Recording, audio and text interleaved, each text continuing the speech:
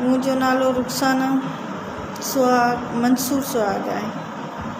मां Mansoor maternity home ते कमु कंदी आहियां।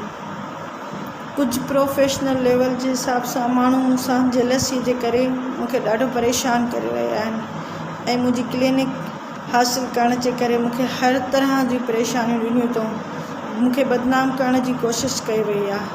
पर हाणे कुझु प्राइवेट माण्हू वञी पुलिस सां मिली करे SSO साहब ऐं वॾो मुंशी ASI सां मिली करे मूंखे परेशान था कनि। कुझु ॾींहं अॻु SSO साहब मुंहिंजी क्लिनिक ते आयो ऐं मूंखे हरासा करे ऐं मूंखे चवणु लॻो त तुंहिंजे घर वारे जी 2.5 साल अॻु डेथ कीअं थी हुई। मां उनखे ॿुधायमि त उनखे तिबी जेका तकलीफ़ हुई, बीमारीअ जे करे उनजी डेथ थी वई आहे, पर हुन मुंहिंजो कुझु न ॿुधो ऐं उन्हनि मूंखे वरी कुझु ॾींहंनि खां परेशान करणु लॻो।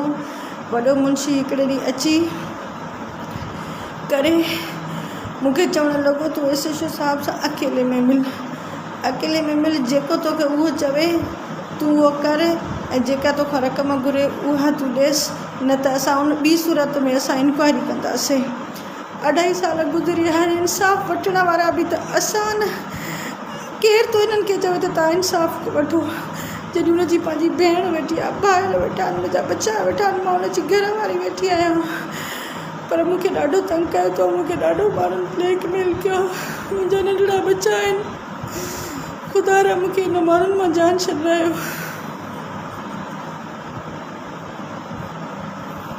अगरि तव्हां इंसाफ़ हक़ करणु चाहियो था त मां मज़लूम जी मदद कयो बजाए पुलिस जे। मां मंसूर जी भेण आहियां। मुंहिंजे भाउ खे 2.5 साल थी विया आहिनि। हाणे उन खां पोइ असांखे ॾाढो पुलिस तंग थी करे। उन पुलिस कंहिंजे चवण ते थी आहे, जॾहिं मां मुंहिंजी वार सां वेठी आहियां, मां हुन सां गॾु रहंदी आहियां।